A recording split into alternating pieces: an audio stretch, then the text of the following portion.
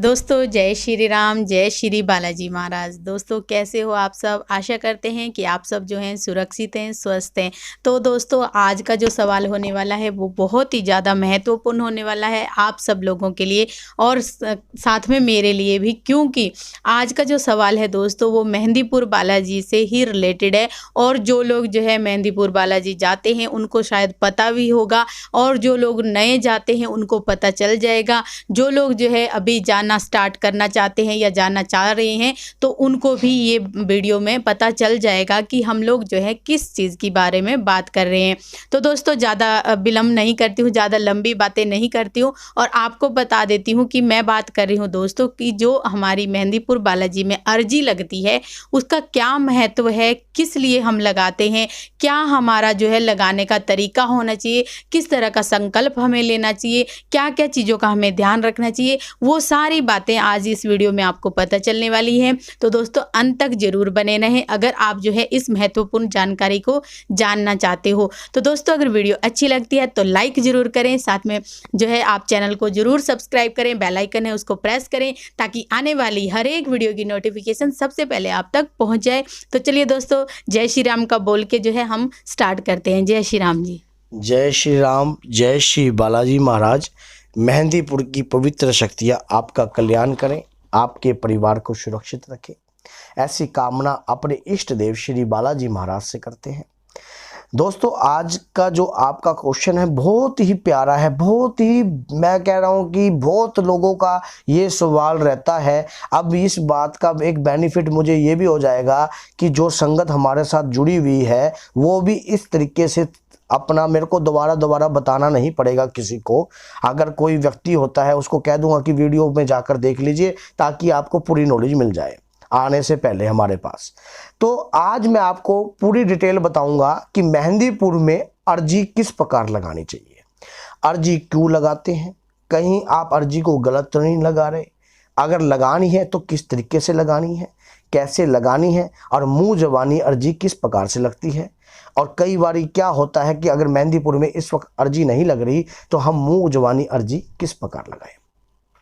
तो शुरू करते हैं, एक बार नारा लगा दीजिए, बोलिए जय श्री राम, जय श्री बालाजी महाराज। और इस वीडियो में जैसे हम धर्म से जुड़ी हुई वीडियो बना रहे हैं, इसमें आप अपना भी सहयोग कर सकते हैं। चैनल को अधिक से अधिक शेयर करके, वीडियो को अधिक से अधिक शेयर करके, और लाइक और कमेंट, और उसके बाद सब्सक्राइब और बेल आइकन का बटन दबा के भी इसमें हम और भी ज़्यादा लोग जुड़ने को, अच्छी वीडियो लाने की कोशिश करेंगे, साथ में और भी व्यक्ति जुड़ेंगे। तो शुरू करते हैं वीडियो।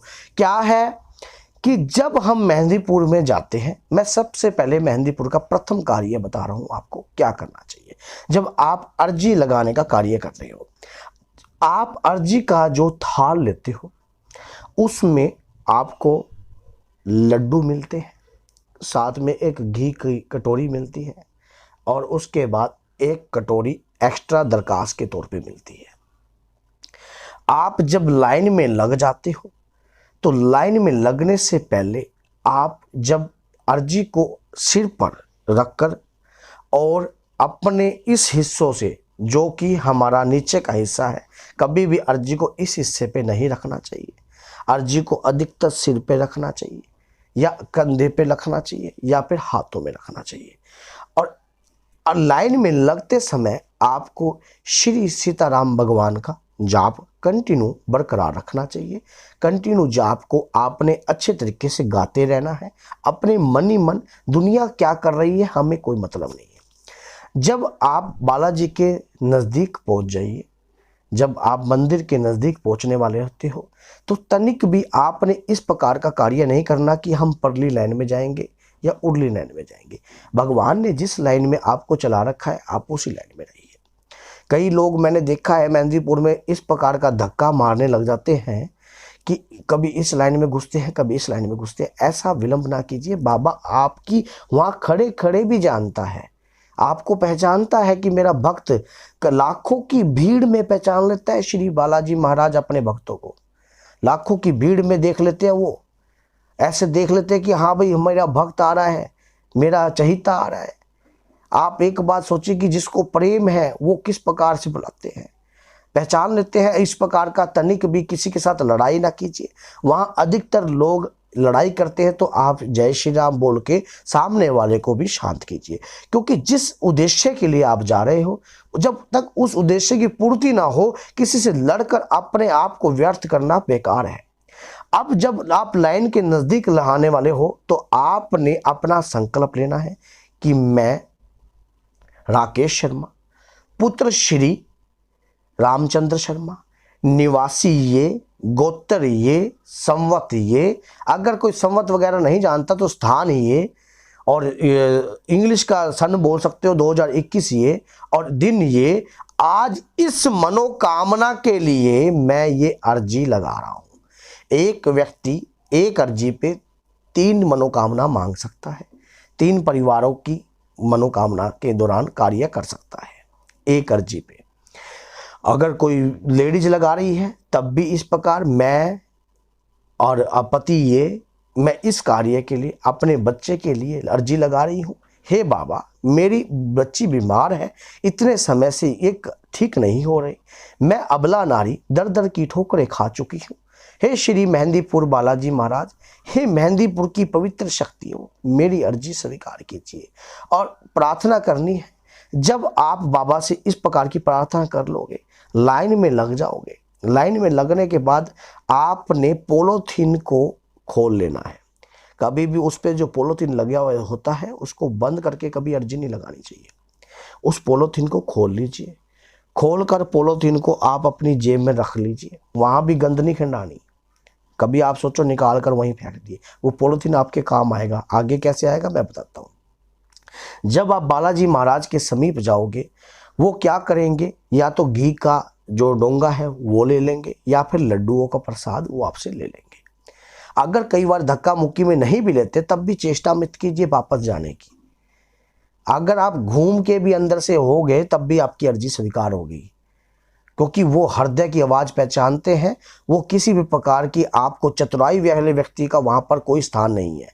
जो तेज तरार व्यक्ति होते हैं उनको बाबा लाइक ही नहीं करते, क्योंकि बाबा स्वयं सरल है, स्वयं अपने प्रभु श्री राम के प्रति नित्य भक्ति करते हैं। उन्हें भक्ति प्रिय है, ना कि चतुरपन प्रिय है। तो उसी प्रकार जब आप बाहर निकलोगे भैरव बाबा के, उसी प्रकार जो दरखास्त है अंदर, वो कटोरी की दरखास्त होती है, वो उसमें से भी उठा लेंगे और लड्डुओं में से भी उठा लेंगे। इसी प्रकार बाहर जब आप आओगे, अर्जी का थाल आपने भैरव बाबा के पास कर देना है, जो कि मेहंदीपुर में बकुट भैरव विराजमान है। उसी प्रकार से अर्जी के थाल में से भी वो पतासे और लड्डू अपने आप उठाएंगे। आपको किसी भी प्रकार का कार्य करने की कोई आवश्यकता नहीं है। आपने सिर्फ थाल करना है। श्रद्धा हृदय से होनी चाहिए। आपने डिस्टर्बेंस कोई नहीं अपने मन में रखनी, और वही मनोकामना आपके अंदर चलनी चाहिए जिस प्रकार की आप अर्जी लगा रहे हो। लड़का बीमार है तो लड़के बीमार के अंदर की भावना चलती रहनी चाहिए, प्रभु मेरे लड़के को ठीक कीजिए, मैं आपके श्री चरणों में आई हूँ। उसी प्रकार श्री प्रेतराज सरकार पर आपने अर्जी उसी दौरान लेकर जानी है, और श्री प्रेतराज सरकार के जो पंडित जी हैं उनके आगे भी आपने इसी प्रकार का कार्य करना है। इसी प्रकार का कार्य करने के बाद जब अगली साइड आप फिर घूम के जाओगे, वहाँ दीवान सरकार है, तो उसी प्रकार आपने जो कटोरी थी उसके अंदर पतासा होगा या लड्डू होगा, माथे पर लगाइए और दीवान सरकार स्वीकार कीजिए, वहाँ पर आपने रख देनी है। जब आप वहाँ से बाहर जाओगे तो बाहर जाने के लिए जब बहुत से लोग वहाँ पर अर्जी के कार्य, ट्रैली लगी होगी, पिछली साल ट्रैलियाँ लगी होती हैं, 7 बार अपने ऊपर से वारना है। इस प्रकार 7 बार घड़ी के अनुसार, उल्टी साइड नहीं, घड़ी के अनुसार आपने वारना है। 7 बार वारने के बाद जब आप थाल को पीछे की तरफ फेंक देना है। थाल को नहीं फेंकना है पीछे की तरफ, उसमें से 6 लड्डू आपने जो है वो निकाल लेने हैं। 6 लड्डू आपने वो जो पोलोथीन था उसमें निकाल कर आपने रख लेने हैं। और 7 बार, मैंने बताना भूल गया था, स्किप रह गया था थोड़ा सा, कोई बात नहीं। 6 लड्डू जो उस थाल में, लड्डू एज इट इज बचे होंगे, सारे लड्डू नहीं चढ़ेंगे वहाँ पे, वो 6 लड्डू आप उसमें से निकाल कर एक पोलोथीन में आप अपनी जेब में डाल लीजिए। उसके बाद 7 बार वार के आपने पीछे की तरफ छोड़ देना है। छोड़ देना है। खाली जो थाल होगा, जिस दुकान से आपने अर्जी ली है उस दुकान पर जाइए, वो वहीं पर आपको उड़द और चावलों का थाल मिलेगा। अर्जी को जाकर जो खाली थाल था आपने वहां दे दिया। अब जो 6 लड्डू थे उसमें से 2 लड्डू उड़द में रख दीजिए और 2 लड्डू चावलों में रख दीजिए, और 2 लड्डू आपने अपने घर के जो रोगी है, परिवार है, जिस प्रकार परिवार की मनोकामना के लिए आपने अर्जी लगानी है, उस परिवार का व्यक्ति उसको ग्रहण करे और लड्डुओं को जेब में डाल लीजिए। उसी दौरान आप जाइए सिर पर रखकर श्री भैरव बाबा के स्थान पर, श्री बकुट भैरव बाबा से गुहार लगाइए कि हे बकुट भैरव, मेरी ये अर्जी स्वीकार कीजिए। अर्जी लगाओ। उसके बाद अब आपने अर्जी लगा दी, अब जो उड़द का वो अपने आप ही ले लेंगे। अब चावल उस समय नीचे कर देने हैं, उड़द का थाल ऊपर कर देना है। ऐसे ही जब ऊपर श्री प्रेतरा सरकार पे जाओगे तो चावल का थाल ऊपर कर दीजिए और आगे कर दीजिए थाल का कटोरा इस प्रकार आगे कर दीजिए, और जब थाल का कटोरा वो कर लेंगे अपने आप ही वो ग्रहण कर लेंगे।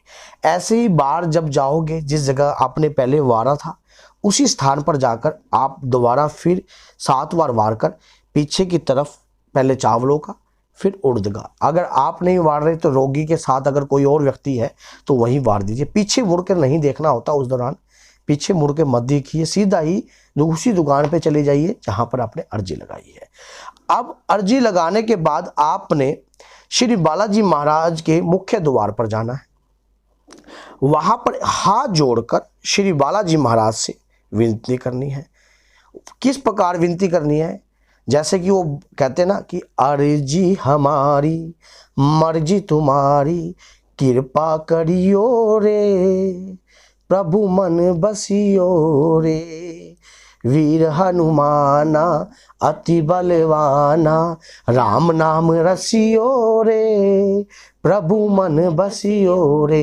कि हे प्रभु, मेरी अर्जी है, इस प्रकार से मैं लगा रही हूँ और इस व्यक्ति के नाम की लगाई है, इस कार्य के लिए लगाई है, इस कार्य की पूर्ति के लिए लगाई है। प्रभु स्वीकार कीजिए, स्वीकार कीजिए, स्वीकार कीजिए। लास्ट में एक विनय प्रार्थना और करनी है कि हे प्रभु, मैं मंत्र का ज्ञान नहीं जानती, मैं तंत्र का ज्ञान नहीं जानती, मैं यंत्र का ज्ञान नहीं जानती। अज्ञानतावश, भूलवश किसी भी प्रकार की अर्जी लगाने में कोई त्रुटि हुई हो तो हे शिरोमणि, मैं आपके श्री चरणों में क्षमा प्रार्थी हूँ, मुझे क्षमा करना, मेरी अर्जी को स्वीकार करना। ऐसी प्रार्थना कर कर, इस प्रकार की जैसे मैंने आपको बताई है, प्रार्थना कर कर जब आप अर्जी लगा लोगे तो यकीन मानिए बाबा के श्री चरणों में आपका अर्जी का थाल लग जाएगा और किसी के कहने और समझाने की कोई ज़रूरत नहीं पड़ेगी और कोई भी आपको घबराने की ज़रूरत नहीं पड़ेगी। बाबा की अर्जी और उनकी कृपा आपके ऊपर आने लग जाएगी। अब मुंह जबानी अर्जी कैसे लगानी है? बहुत से लोग मुंह जबानी अर्जी, जैसे कि मेहंदीपुर में इस वक्त अर्जी का थाल नहीं लग रहा, तो आपने किस प्रकार लगानी है? एक कागज लीजिए, उस कागज के ऊपर अपना मैं राकेश शर्मा, पुत्र श्री रामचंद्र शर्मा, निवासी ये फलाना ढिंकड़ा, जैसे कि जो भी मैंने आपको पीछे बता दिया कि हाँ भाई स्थान ये, इस मनोकामना पूर्ति हेतु अर्जी लगा रहा हूँ, अपने साइन कर देना नीचे। उसके बाद 281 रुपये की अर्जी आपने लेनी है, साथ में लेनी है 7 लौंग, 7 लौंग ले ली। और एक आपने क्या करना है, एक लेना है कलावा 3 गज का, ये जो हाथ के इस अपने हाथ से एक ऐसे ऐसे फिरा के, फिर ऐसे फिरा के, फिर ऐसे फिरा के, फिर ऐसे 3 बार फिर जाए, इस प्रकार से आपने ले लेना है। उस कागज के अंदर अर्जी रख के आपने इस प्रकार लपेट लेनी है। गांठ नहीं लगानी, गांठ नहीं लगानी। 10 रुपये की दरखास्त साथ में लेनी है। जो रोगी है, जो परेशान है, या जो इस प्रकार का कार्य करना चाहता है, जो अर्जी लगा रहा है, अपने ऊपर से 21 वार वार के जो बाबा का गल्ला है, गले का स्थान है, उस गल्ले में जाकर बाबा के डाल देनी है। और याद रखना, जो व्यक्ति अपने गुरु के माध्यम से कार्य कर रहे हैं वो अपने गुरु के माध्यम से ही कार्य करें। ये उन व्यक्तियों के लिए है जो किस प्रकार के अज्ञान लोग मेहंदीपुर में जाते हैं, उनको ज्ञान नहीं मिलता, तो हमने इस प्रकार का ज्ञान बताया है। जो अपने गुरु के सानिध्य में रहकर कार्य कर रहे हैं वो अपने गुरु के सानिध्य में रहकर ही कार्य करें और उसी प्रकार से कार्य करें। इस प्रकार से अर्जी लगाने से श्री बालाजी महाराज के श्री चरणों में आपकी अर्जी स्वीकार होगी। और उसी प्रकार से आपने फिर बालाजी के स्थान पर जाकर आपने उसी प्रकार से विनय प्रार्थना करनी है कि अर्जी हमारी है प्रभु, मर्जी आपकी है। आपके श्री चरणों में हृदय को धारण कर कर, हृदय को नुछावर कर कर मैं आई हूँ, बड़ी मुश्किलों से आया हूँ या परेशान हूँ। हे शिरोमणि, हे वीरों के वीर, आप मेरी अर्जी स्वीकार कीजिए। हे भैरव बाबा, मेरी अर्जी स्वीकार कीजिए। हे श्री प्रेतराज सरकार, मेरी अर्जी स्वीकार कीजिए। तीनों शक्तियों से आपने इस प्रकार गुहार लगानी है, इस प्रकार विनय प्रार्थना करनी है। यकीन मानिए, जब इस प्रकार की प्रार्थना की जाएगी बाबा की अद्भुत शक्तियों की कृपा आपके ऊपर महसूस होने लग जाएगी और आपकी अर्जी उसी दिन स्वीकार हो जाएगी। अर्जी लगाने का नियम बहुत साफ और पवित्र है। अपने आप को शुद्ध और पवित्र करके अर्जी लगाइए। और एक सहयोग आप और कीजिए, इस चैनल को लाइक कीजिए, कमेंट कीजिए, शेयर कीजिए। आगे भी बालाजी पर निरंतर जो भोग लगते हैं उन भोगों के ऊपर भी मैं वीडियो बनाऊंगा। आप उन भोगों के ऊपर भी वीडियो बनाना। जो लोग मेहंदीपुर में जाते हैं और वहाँ पर उनको नियम और कानून का नहीं पता, तो उसके ऊपर भी हम कभी वीडियो इस प्रकार की बनाएंगे। लेकिन आपके सहयोग के बगैर ये कार्य पूर्ण नहीं होगा, क्योंकि जितना चैनल शेयर होगा, लाइक होगा, कमेंट होगा, सब्सक्राइब, उतना ही मोटिवेशनल इनको मिलेगा, उतने ही क्वेश्चन ये हमारे से करेंगी, उतना ही जवाब मैं आपको दूंगा। और आपका ये नैतिक फर्ज बनता है बालाजी महाराज के कार्य को परिपूर्ण करने का कि ये जो हमने कार्य किया है इसको अधिक से अधिक फैला दीजिए, ताकि चैनल लाइक और सब्सक्राइब अधिक से ज़्यादा हो सके और लोगों का धर्म के प्रति और भी ज़्यादा रुझान आ सके। जो मेहंदीपुर में जाते हैं उनको ज्ञान प्राप्त हो सके, जो बिचले हुए हैं उनका माइंड जो है सेट हो सके, क्योंकि वहां पर जाते हैं फिर वहां पर वो देखते हैं भैया हम कैसे करें जी, कैसे करना है जी, फिर वो संकट भी उसी प्रकार का कार्य करता है। फिर आगे मैं आपको ये भी बताता रहूंगा कि किस प्रकार से आपने वहां पर जाके कार्य करने हैं, मैं और किसी आत्मा को किस प्रकार से वहां पर छोड़ा जाता है। और अगर लोगों के संकट घर में वापस आ रहे हैं तो उनके ऊपर भी हम आगे इस प्रकार की वीडियो बनाते रहेंगे। बस आप लाइक कीजिए, कमेंट कीजिए, चैनल को अधिक से अधिक सब्सक्राइब कीजिए, ताकि हम आगे भी और वीडियो बनाते रहें। अगर कोई और क्वेश्चन पूछना है इसी के बारे में तो आप पूछ सकते हो। तो दोस्तों, जय श्री राम, जय श्री बालाजी महाराज। मेहंदीपुर की पवित्र शक्तियां एक बार फिर आपके घर में कल्याण करें और हमेशा वास करें। और जो भी कोई व्यक्ति आप पे करा कराई करने की कोशिश कर रहा है तो बाबा उनको अपने आप ही पटकी दे देंगे। अपने आप ही बुरा करने वाले का एक दिन बुरा जरूर होता है। आप इस पर आप बाबा पे विश्वास करके कार्य कीजिए, यकीन मानिए आपका कभी बुरा नहीं होगा। और अगर इस नित्य नेम से काम करोगे और अधिक से अधिक बालाजी मेहंदीपुर सरकार का गुणगान करते रहोगे तो कोई भी संकट आपके घर में वास नहीं कर सकता। जय श्री राम।